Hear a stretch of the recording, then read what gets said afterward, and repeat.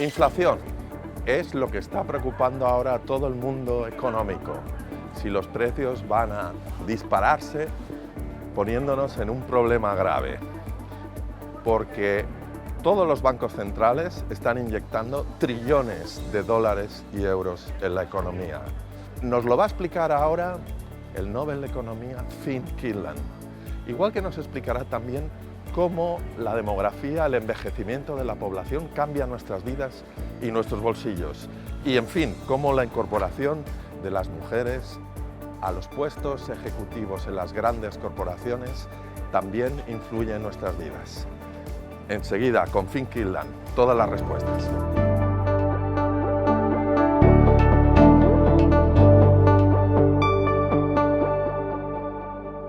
Today's topic is probably inflation. And if we think of the reflation measures which have been taken by the Fed and the whole U.S.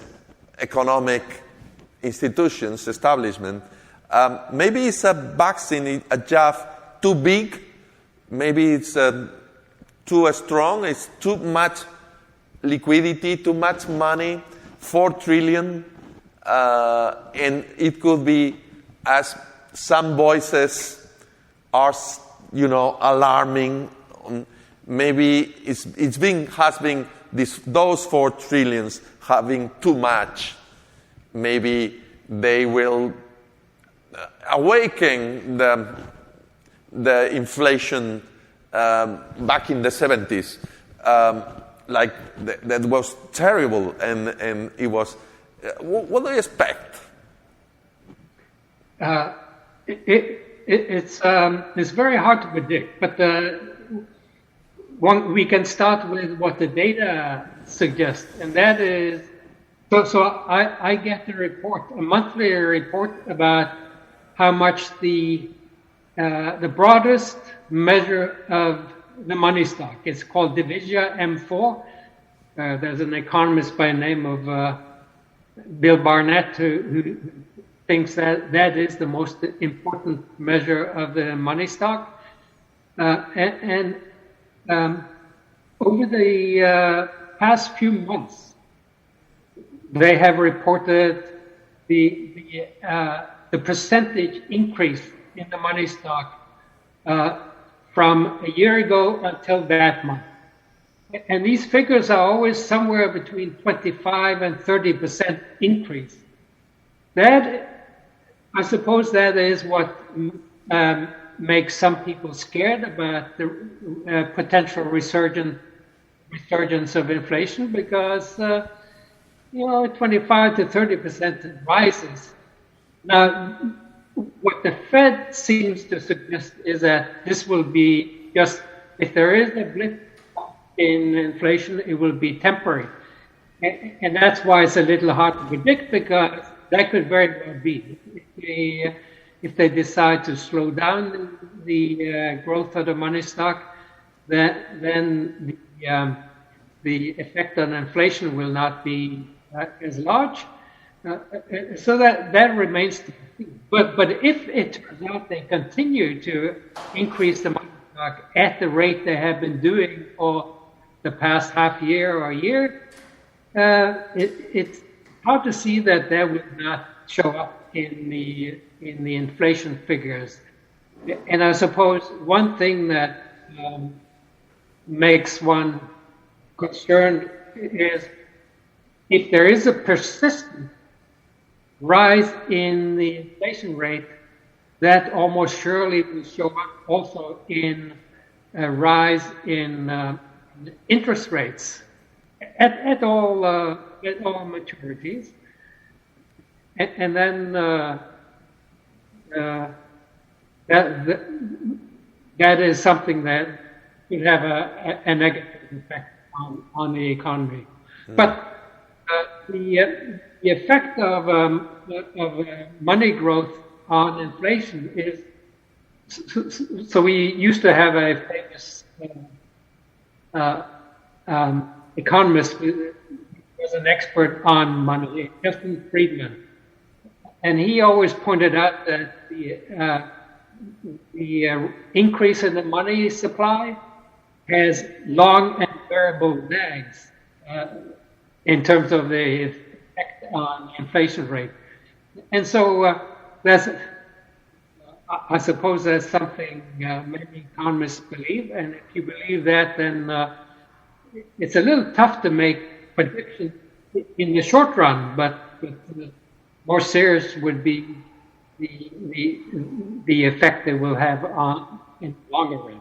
De cara a la recuperación económica que vamos a experimentar, es importante distinguir dos fases diferentes. Por una parte, vamos a tener una recuperación cíclica vigorosa. Del ahorro acumulado por las familias vamos a experimentar un repunte rápido del consumo y también el gasto público va a ayudar con la inyección de los fondos europeos. Pero lo que nos debe preocupar mucho más es una segunda fase. ¿Cómo va a quedar la economía transcurridos 2 años? ¿Cuál va a ser la capacidad productiva que vamos a mantener? Y la clave ahí está en recuperar toda la capacidad productiva y al mismo tiempo transformarla para que se modernice. Yo diría que ahí hay 3 grandes temas que tenemos que abordar. El primero es la necesidad de preocuparnos por el mantenimiento de empresas viables que estén enfrentando problemas de solvencia. Hace falta un plan amplio, profundo, que aborde estas situaciones y conjuntamente con la banca permita resolverlas, sin que por otra parte penalice a la banca y por lo tanto comprometa el crédito a largo plazo. En segundo lugar, esta transformación tiene que venir acompañada de una serie de cambios importantes en la oferta. Y esto significa más productividad, más sostenibilidad y más equidad.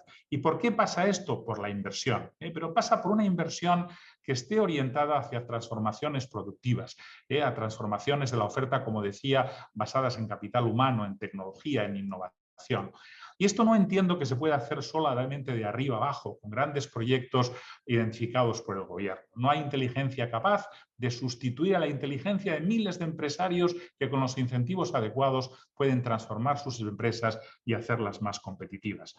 Pero también, y en tercer lugar, los fondos no son suficientes. Para que una economía se transforme, hace falta que también se produzcan reformas. Recordemos que el Plan Marshall fue relativamente más importante por las transformaciones que introdujo en el sistema productivo europeo, por la integración de mercados, que por los fondos, que fueron relativamente reducidos, de no más de un 5% del PIB de los países. Y aquí hay 2 grandes temas que España debe enfrentar. En primer lugar, reformas en relación a la formación del capital humano, educación. Tenemos una educación que segrega, tenemos una educación que deja a muchos chicos atrás, tenemos universidades que dan poca empleabilidad a sus graduados.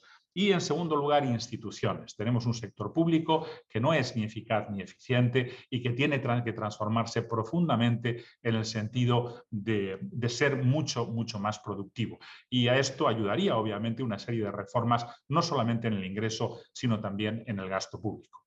Well, you just mentioned Friedman, right? And I just recall Friedman said on the helicopter throwing money around.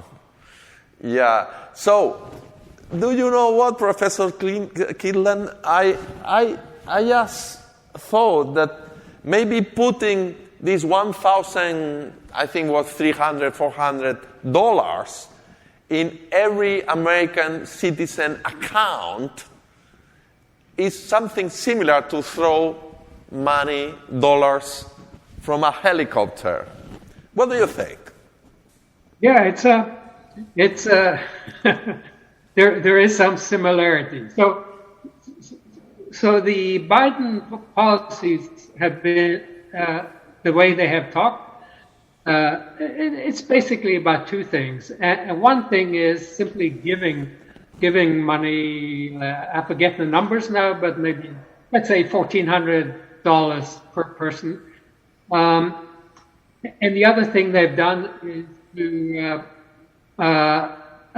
promote or argue for significant increase in spending on infrastructure. So those 2 things are very, very different things. I mean, one thing is just giving people money that they can spend any way they want to. That seems not much different from a helicopter drop, as you said. But the alternative I mentioned about spending maybe $1 trillion or more dollars on infrastructure, that's a very different thing, because that in itself, I don't think necessarily will cause significant rise in inflation.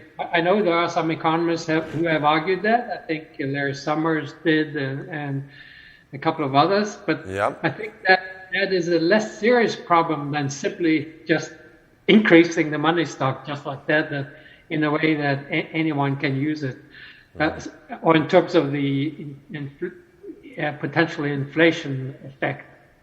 Now the increase in infrastructure, that's something that will benefit the nation for years to come. It's always costly when it takes place, and of course it has to be financed somehow. And I guess Biden has the idea that the wealthiest people are the we will finance it, and that is probably that way of taxing it, as opposed to raising taxes for everyone. Probably that is a way to make the resulting tax increase less serious or less damaging than it otherwise could have been. Good. So, what do you think, Professor Kydland, about the European approach? You are a Norwegian, after all, and yes, I am a proud Norwegian. I still have my Norwegian passport. Okay, lucky you. Then you probably know about the European. You are following. I know Norway is not fully on this pack of the European incentives program. But what do you think? Is Europe doing her homework, its homework, the best way that could possibly be done? Or are we being too shy on monetary stimulus? Are we being too short? Or are we okay? And Europe, as you know, has passed not even 1 trillion. It's like a third, even less, than what the American institutions have approved so far. What do you think? Is Europe too little, too late? I was never such a great believer that simply increasing the money stock was an efficient way of making an economy grow faster. I know that many believe so, but I think the evidence for that, for the efficiency of making the money stock grow, it's more about the belief than actual empirical observation. And so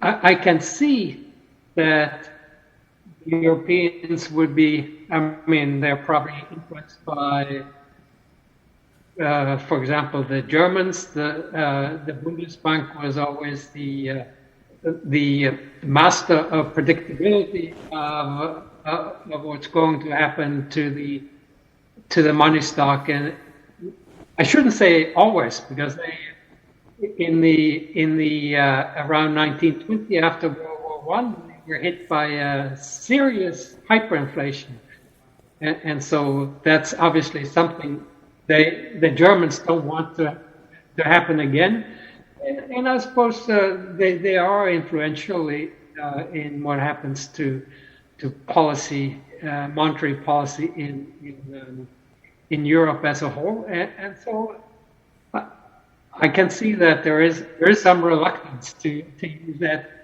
monetary stimulus approach in a serious way.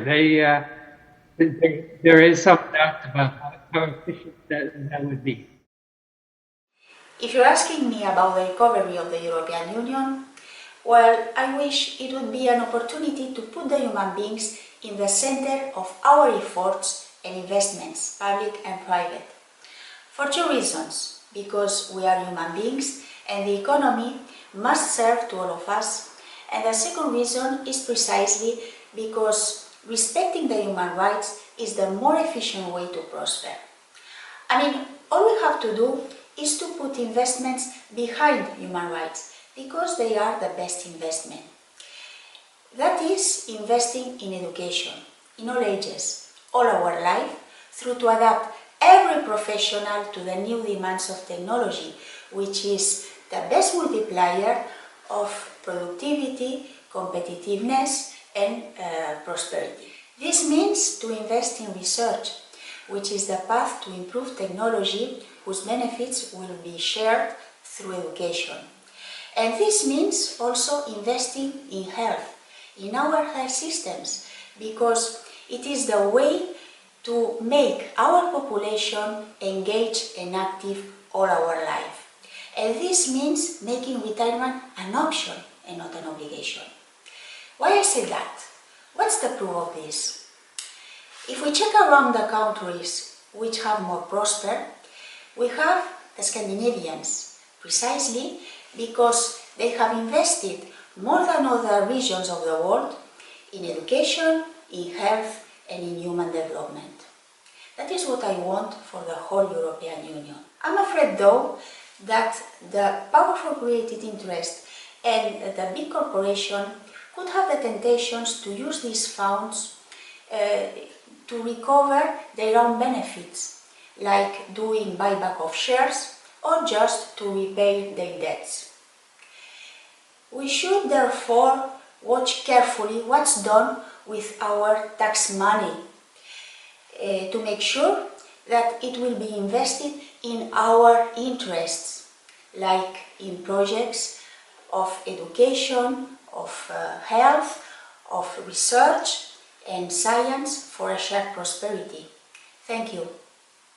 Well, there is, let's say, a long-term worry in your work, Professor Kydland, and is you are an expert in productivity and technology, how technology and predictability, right? That the rules should be predictable, the rules to invest in the long term.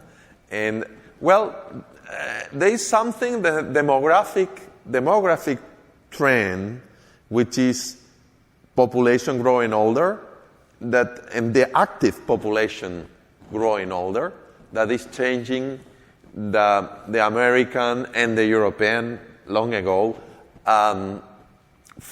approach to work and productivity and technology. How do you envision this? I know you've been lately working on those issues, on those topics, and what your research is telling you lately on that? That is a concern. I mean, my interest in this area started after I discovered the figures about the growth of dementia in the United States and, of course, in many other countries, and the effect that could have on the working age population. For example, if it turns out that many members of households have to be active in caring for older relatives, that will affect how many can be part of the workforce. So that's how this interest started. But then in this project, and this is with a postdoc that I encouraged to come to my university. He's a Carnegie Mellon PhD from a year ago. He's very good. He's one of the best PhDs I've ever seen. And so he's a postdoc at my laboratory for aggregate economics and finance at my university. And so we developed a model to see what effect the growing the aging population will have on the economy. It is an empirical fact that as you look across people of different ages, those in around 35 to 50 or 55 years old, they are the most productive in terms of how much they can produce per hour they work. And then once you, those younger than that, they have not yet accumulated enough skills, not enough learning by doing to be as productive as middle portion is, and those and the data show that those, let's say, more than 55 or 60 years old are not as productive as well. And so what we're seeing now is that the number of people of working age, demographers define working age as being 25 to 55 years old. The number of people of working age compared to the number of retired people, that number has been declining steadily. In 1950, there were 6 working age people per retired person. Today, it's down to 3 working age people per retired person, and so this is a factor that both because of the older people getting less productive, but also the potential rise in taxation to support them, support the social security system, and so on. All of these factors we predict will have the effect over the next 10 or 20 or 40 years to slow down somewhat the growth of the real economy. Mm-hmm. Well, and there is a fourth point that you've raised lately in your research, and I should say there's a related point also, and I frame this as a related point because one thing, in doing what I described, I discovered something astounding, and that is, so if you look at major nations in Western Europe, let's say Germany, France, the United Kingdom, also Canada, if you look at the extent to which women participate in the work. Yes, that was my next question, Professor. Oh. You advanced me. All right, very welcome. Anytime, Professor Kydland. Thanks. Go on. So that's what we call the female labor force participation rate. And so in the United States and in these countries I mentioned, France, UK, Germany, Canada, up until the late 90s, it was about the same in all of those countries. It had been growing, but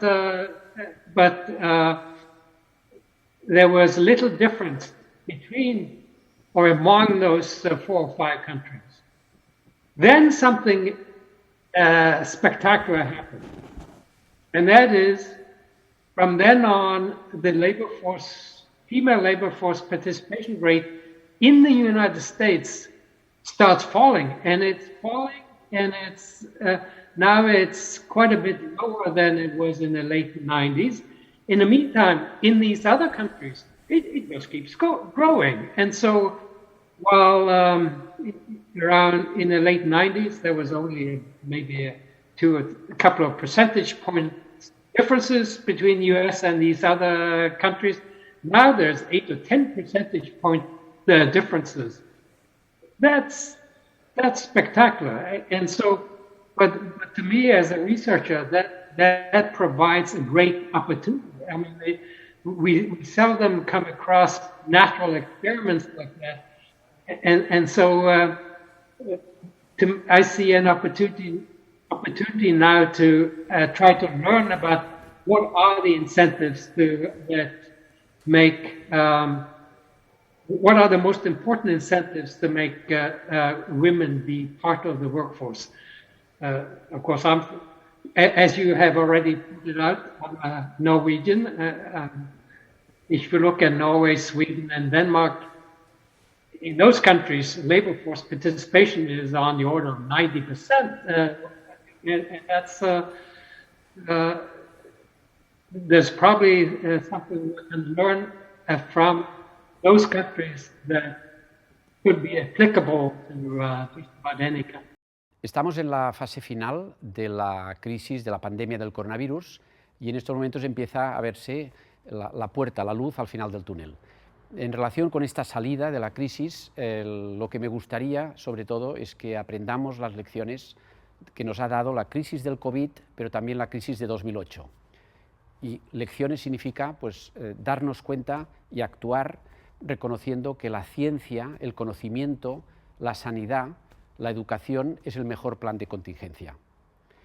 En la salida de esta crisis me gustaría, pediría que no dejásemos a nadie atrás. El gran riesgo de la salida que estamos teniendo ahora es que es una salida en forma de K. Hay una parte de la economía que va hacia arriba, de países que van hacia arriba, organizaciones que van hacia arriba, personas que van hacia arriba, y países, organizaciones y personas que van hacia abajo, y por tanto me gustaría que no quedase nadie atrás.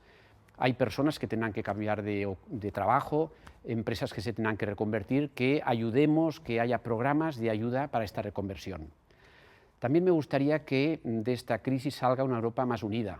Hasta ahora Europa está demostrando grandes fortalezas, pero también una gran debilidad, una gobernanza complicada, con el egoísmo de tantos estados que mira cada uno para sus propios intereses, ¿no? Por tanto, me gustaría que hubiese una Europa más unida, más fortalecida. Y también pensando en los fondos europeos que pueden ser una gran ayuda para la salida de esta crisis, pero también para la reconversión de la economía. Son fondos que pueden ayudar en temas de cómo es la sostenibilidad, para hacer una economía más sostenible, pero también una economía más adaptada a lo que es la digitalización, las nuevas tecnologías. Entonces, lo que me gustaría es que estos fondos tan importantes y tan cuantiosos se repartan con criterios técnicos y, sobre todo, no dejando atrás a las pymes, a aquellas partes de la economía que también necesitan estos fondos para adaptarse a la sostenibilidad, a la economía circular, a la digitalización, a todas las nuevas tendencias de consumo y de producción. Well, considering your long and productive and deep research on those topics we have mentioned, Professor Kydland, what is calling your attention? What is capturing your attention right now that we're in the middle of the biggest Keynesian experiment of our era, probably? And what is capturing your attention, and what is not capturing your attention, though it seems very important now, but do you think maybe it's irrelevant? What is, for you, what is essential and what is irrelevant in this huge experiment of Keynesian initiatives?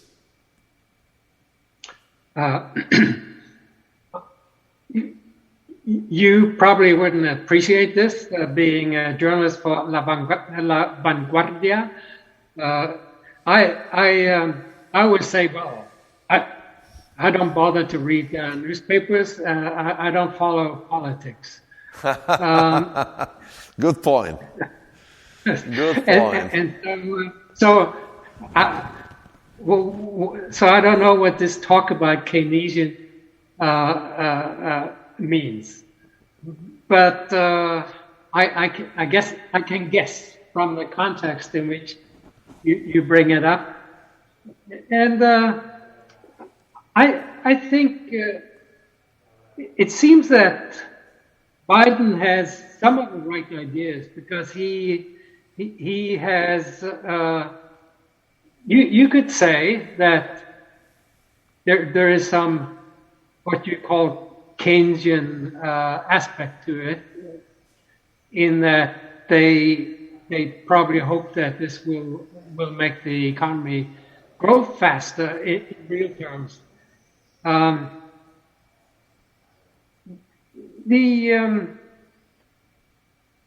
But at the same time,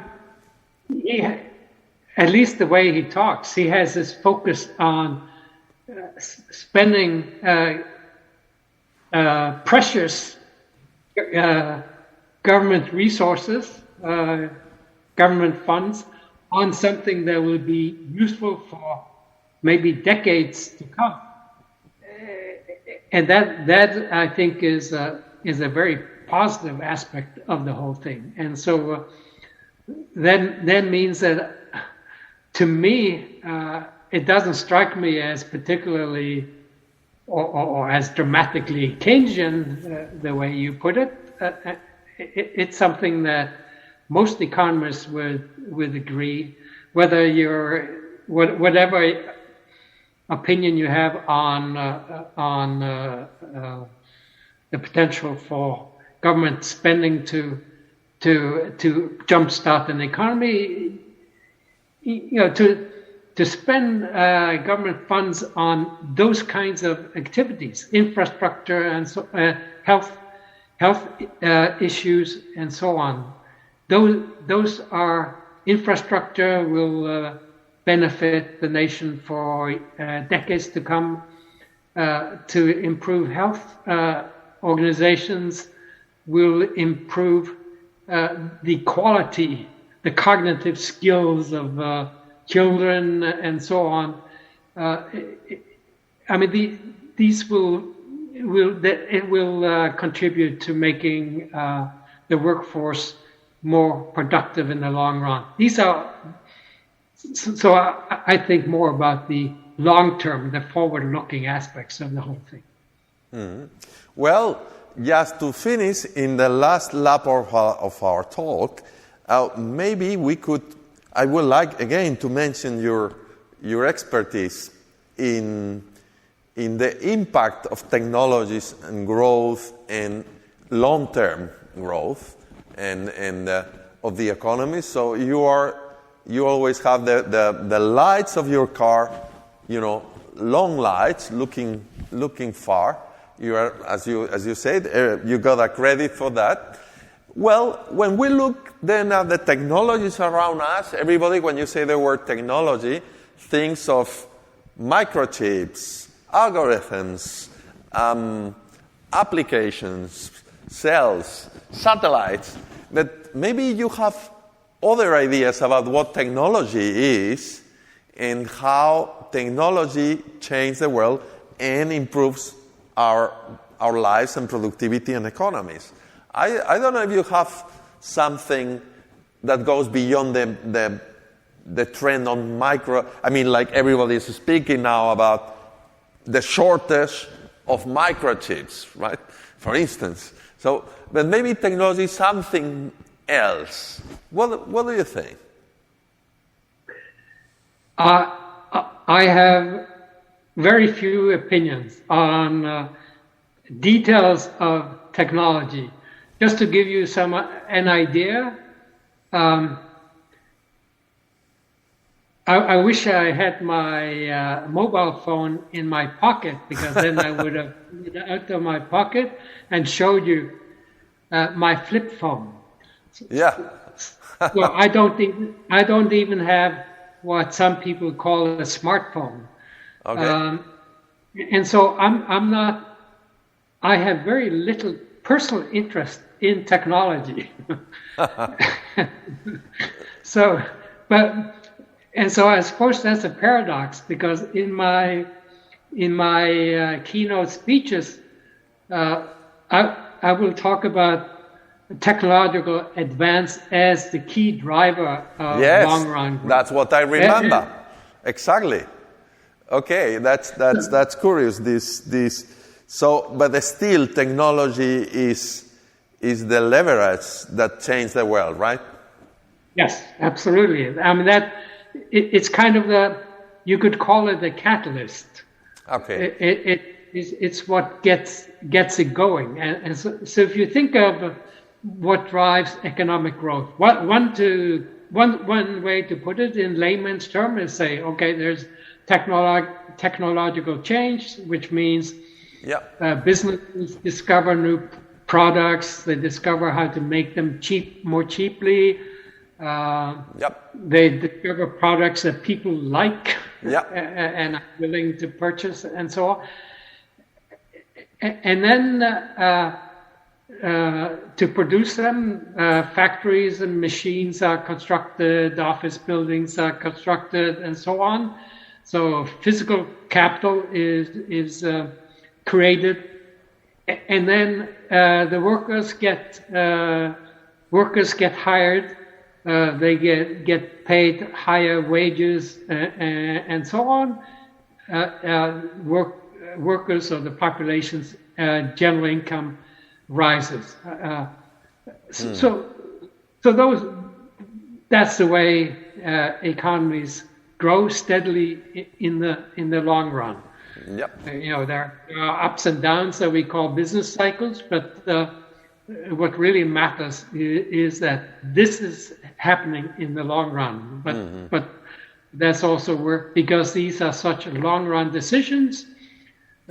For example, building a factory that could cost millions and millions, or sometimes even $1 billion to construct, and so that's a huge expense. And so there has to be the confidence that over time, as that factory starts producing stuff, that when you start selling your goods, that could be for the next 10 or 20 years, that you won't get any surprises in terms of what share of your returns the government wants to take, and so on. And if there is not that predictability, then businesses will be more reluctant to take on those important activities, and that's part of what drives economies. The predictability about what the returns will be from investment activities, predictability over not just the next 2 or 3 years, but ideally over the next 10 or more years. Mm-hmm. Thanks a lot for your time, talent, and synthesis capacity. Thanks a lot.